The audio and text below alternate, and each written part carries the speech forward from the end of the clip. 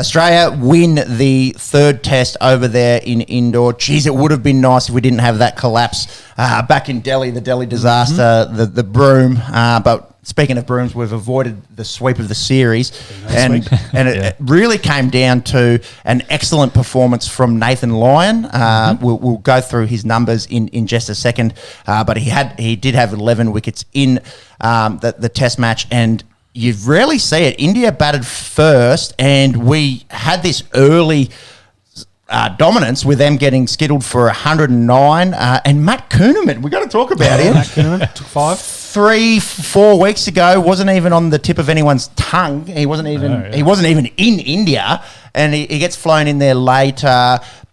Played okay, I suppose, in Delhi, and then he goes out and takes 5 for 16, if you don't mind. Some of his polls included both openers in Sharma and Gill. He got Shreyas Iyer, who has definitely got the monkey scratching on his back, and then sort of did a bit of a demolition job on the tail there. The left arm orthodox spinner, 5 for 16 on the biggest stage in the world. We'll talk about the pitch in a second, but it's interesting tactics, and it's always tended to work. From an Indian standpoint, making decks that spin, and it tends to play in their favour. But it's interesting that someone that comes in that doesn't really have any kind of experience at a test level, let alone playing in India, goes through and cleans out their whole top order. And you probably saw the same with Todd Murphy as well in his earlier. First So maybe the future of it spinning for the Australian side could be sorted with those young fellas coming in. But they've shown they can do the job in favourable conditions, let's say, for spinners in India. And if you want to talk about the pitch, I think maybe India misread it, because there was a pitch that was hastily put together. And maybe on day one, looking at it, they thought, it looks good, the middle is all green, so that'll probably hold up. And, it's the ends look, flat enough that we should be able to bat on this all right. But I think they weren't expecting it to essentially turn to dust within minutes of starting the game, and that could have been to do with the quick, hastily prep, that it really fell apart very quickly at both ends, and that made it very easy for the spinners to get a lot of grip on the ball and a lot of turns, the curators maybe overcooked this one for the Indians, and they ended up making the wrong choice here, batting first. They use a different soil as well, so it's like a red sort of brick base, as opposed to the black ones that we saw in the first and second test. Doesn't seem, obviously none of us have any experience in curating, pitches, but it didn't seem to play that differently really to the first and second tests. It means that we do have 3 tests that have been finished in under 3.5 days. Yeah. So is that where Test cricket is headed? Look, people use the argument, I think we spoke about it earlier in previous EPs, you've got to play to the conditions. It's what every home nation in Test cricket is going to dish up something that's favourable to their own team, but it is an interesting play when someone that comes in who's barely played any international cricket comes through and takes out, some of the best batsmen in the world. Yeah, I think we said it after the first and second test that Nathan Lyon really hadn't picked it enough yet. And definitely in the first, it's sort of like it was finding his feet in the second, and is obviously, it was unplayable. Took care of business in this third indoor test. Usman Khawaja continues his sort of gritty resilience at the top of the order there. Travis Head comes back into that opening position with Davey Warner going back home with that fractured elbow and the concussion. And we spoke about it last ep, but Paddy Cummins coming home. Unfortunately, his mother's very unwell. So hoping, that I don't think things there's been go okay with that. Latest news on that. No. Either, so I'm probably not expecting Paddy back for the last test either. And why would you? The series is lost. Our quicks bowl. Well, we can draw the series, but we can draw it, but we can't get the trophy back. And your quicks are bowling about 10 overs a test match. Yeah. So does it really matter when you've got former, captain pre-Sandpapergate and one of the best batsmen of all time in Steve Smith steering the ship? I would say kudos to you, Pat. You've got to put family above cricket, and just spend that time together. I agree, and I don't even think he might be back for the start of the one days, which is on the 16th. So for him, I'd just be thinking Ashes that have a few months. Yeah, well, the good thing with winning this, we're confirmed in the World Test Championship. Match. True that. So we don't have to worry about New Zealand losing to Sri Lanka anymore since we have won a match. So we're confirmed in that. We did have to try to get the best of Ravi Jadeja and Ravi Ashwin. They still took 7 wickets in that first innings, but just some real grit and determination showed by the Aussies there to get to 197. It's still... It could have been a lot better. I remember going into day 2 and thinking, geez, we've got a sniff here. No. I've seen this before. We'll manage to fuck this up. And then it all unplayed in front of our eyes when we lost 6-4-11, boys. An absolute capitulation. It didn't cost us the test match in the end. I suppose you have maybe the inverse of the last point of, these decks getting dished up, and you've got guys like Todd Murphy and Matt Kuhneman taking bulk poles. They also have to go out there and bat, and it looked a little lackluster, didn't it? Yeah, the tail end's not going to play well against spin. I think the good thing I think out of all of that was Nathan Lyon. I think was the only one that got out playing a sweep shot. So. And it was also he was the last wicket, and he's batting with Matt Kuhneman, and he's just gone, fuck this. Hopefully get one and get me back out there and give me that rock. Look, if that was his thinking, it turned out pretty well for him. Let's talk about that Indian second innings. They were bowled out for 163. Nathan Lyon, 8 for 64. It's his second time that he's taken 8 for. There's only a handful of Australians that have ever taken 8 for. If you wouldn't mind just bringing up the best bowling figures ever by Australians, you've actually got to go way back, I think, to Mitch Johnson for someone who's not Nathan Lyon to have taken 8 wickets in the Test arena for Australia. We spoke about it just then, about how a lot had been sort of said about him in the first test. Oh, Todd Murphy's coming in there in his first test and he's getting more side spin and, you're meant to be the GOAT. What's going on? Reece cemented his place as the greatest Australian off-spinner of all time. Yeah, he's not going anywhere in a hurry, I would think. Went nowhere. Yeah, and I think for Kuhneman and Murphy, it's a perfect time to pick the brains of one of Australia's greatest ever spinners. Pujara offered a bit of resistance. He had 59 off 142, the old wall.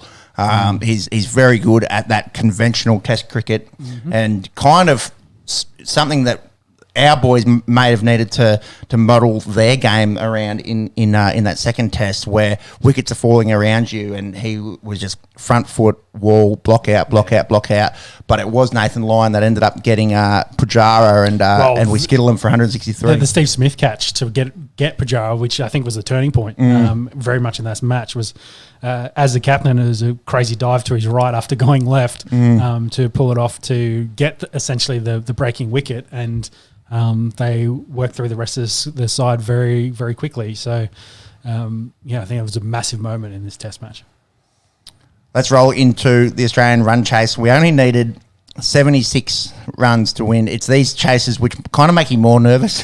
We should get this done. And the first 10, 15 overs, it was scary out there. Usman gone second ball. It was like, oh, shit. Here we go. The old meme, oh, shit, here we go again, GTA. And then Head and Labuschagne both were quite reserved in seeing the ball and trying to get a feeling for what the deck was doing, which was a lot. Yep. And then kind of, I don't know if it was a flicker switch kind of thing, Travis gone, no, I'm going to play my own natural game here. And he started belting Ravi Ashwin back over his head. You'd love to see that as an Australian cricket fan. Look, you can't, just quickly, you can't question Ravi Ashwin's credentials as a spinner, but he just first number 1 test bowler in the world at the moment. He just stole it from Jimmy Anderson during the week. He just grinds my gears, though, man. He just grinds my gears. There was that sequence with Labuschagne where Ashwin had shaped up the ball off 2 steps, and Labuschagne was like, no, let me, reconfigure here, and the umpire said, get a move on, and then Ashwin goes back to his normal run-up. Mind games. Mind games. Yeah. I think unfortunately for him, it didn't work this time. I think they saw the writing on the wall maybe a little bit in this. I wanted to ask you a question. What did you think of the ball change?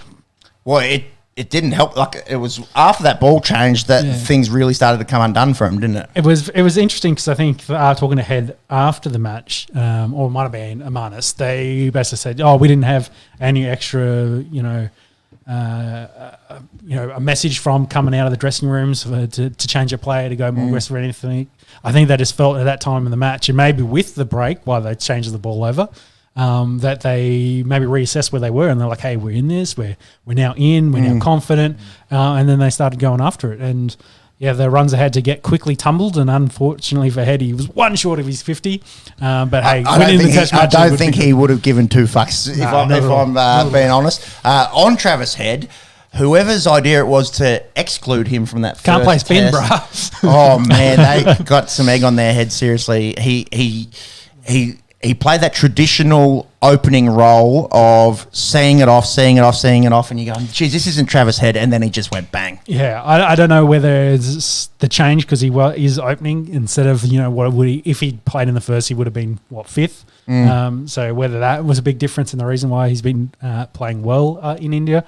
But either way, he's just... what was he, number 4 in the world for Test batsmen? You don't leave him out for Renshaw. No.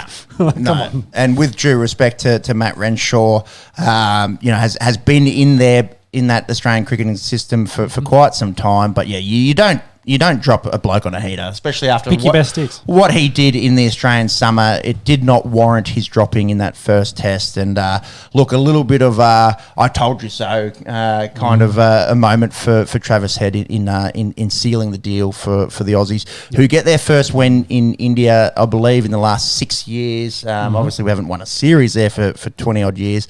Again, it just goes back to that Delhi disaster, and why was everyone playing the sweep shot? Apparently, from Ronald McDonald, the skip, the coach, I should say. It wasn't a direction from the coaching staff. Everyone just managed to go out there and all succumb to the sweep shot. We spoke about that in previous episodes. We don't need to revisit it too much. Yeah, do check that out if you so please. But it just seemed like a far more conventional approach to chasing a small target, and when you're expected to win, which often is harder to get things done. It was just executed far more properly. Yeah, I agree. Jimmy's pulled those stats up. It's interesting to see Warney and McGrath there at 2 and 3, and Nathan Lyon was not that one. 21, so 21st, I would say. For best figures ever. How about that? So there's that Maley bloke from 1921, over 100 years ago, took a 9 for, and then there's 30 odd blokes that have had 8 for before. McDermott's in there a few times. Massey as well. Craziness. Miss Johnson is there. Yeah, so that was the last time that someone took an 8 for that wasn't in this millennium. Wasn't Nathan Lyon. Yeah. That wasn't Nathan Lyon. So 08. And then since 08, Lyon's done it twice. Yeah. When was Frazier? Yeah, he was 08 as well. Household name, Jason Frazier. 8 for 215 on debut. But yeah, we win a test in India. How good. How good. And geez, we needed it. The morale of the Australian public. Everyone, it's interesting. Everyone's, it always happens. It's classic from the Australian public, the Australian media. Heads need a roll. We've lost 2 games in India. Change the whole team. Really difficult conditions. Yep. Sack everyone.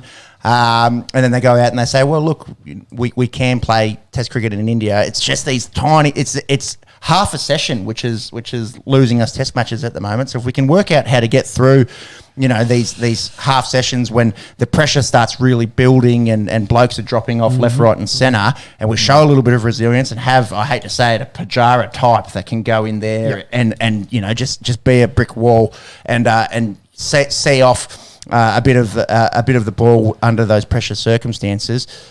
We're not that far off a series win in Asia or in India. So do you think we should have the uncomfortable conversation with that maybe Steve Smith's a better captain? Does it come down to captaincy? No, look, I don't think you can, given what we're just talking about and Camo's mother being critically unwell. I think back it'd be home. a terrible way to lose a captaincy, but I would also. But that has to play on your mind as well. Yeah. Like, is cricket the most pertinent thing, you know, in the maybe front that's of the your reason brain? he wasn't playing himself as much. He maybe thought he was down, and that's why he didn't want to bowl himself. Like, he's like, I'm not in the game. And that shot when he came out and you know, yeah. blokes were falling all around him, and he played that slog sweep shot, and the ball didn't bounce much, and he missed it by half a foot.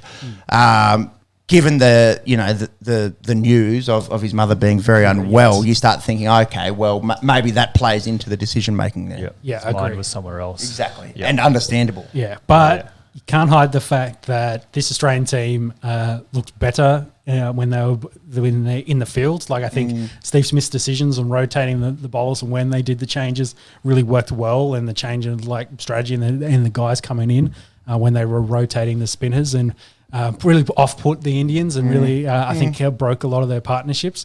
And the more I thought about it, it was like, because we talked last week about the killer instinct. I felt like, I feel like they maybe had a little bit more of that. And I wonder if, maybe that's just Steve Smith coming in here and that's kind of the way he used to captain, 10 years ago. It's probably not that long ago, but it was a while ago. 6 since Sandpaper Gate, I think. Yeah. So, he's captain for a large period there. And he's definitely knows how to win a test match. And I wonder if maybe that was a slight difference in this one. It's going to be a difficult conversation, but he though who's already come out and said he doesn't want it. This is Cummins' team, and I'm just filling in here. Which is a perfect thing to say in this space. Of course, he has. Of course, he has to say that. I think if they win the second one, results start to speak volumes. I will say though, I think this team is also more like the best Australian team. I think with Cam Green coming in, like they fit in that. Yes, maybe Stark and Cummins not quite like for like, but they are playing that role, and this is probably the best team they've had in India so far. So I was going to say Cam Green's definitely a big in for them. Big in head. He played in the second test, but it seemed like the best 11 were selected for this game. I feel like Cummins has been the anointed one. He is it was King Arthur that pulled the sword out of the rock. I feel like he's the one that they've said, look, you're the bloke to take this team forward. Although Smudge is a pretty handy bloke to step in when he is unavailable. Have you seen as well that captaincy hasn't affected Steve Smith's batting? In fact, he's averages 65 when he's skip and was averaging 55 before he was skipper. We saw the captaincy take a toll on previous Australian top order batsmen in that their average took a little dive after getting the captaincy, but Smudge just relishes in it. I definitely agree. So I don't think they're going to make any changes anytime soon, but I don't know. Whether they go back to more of a traditional makeup of the team with the captain being a batsman or not. It would take, sweeping in India would have probably started that conversation, but let's hope the Ashes don't go badly for us in Cummins, and maybe it's a conversation to reevaluate in the future.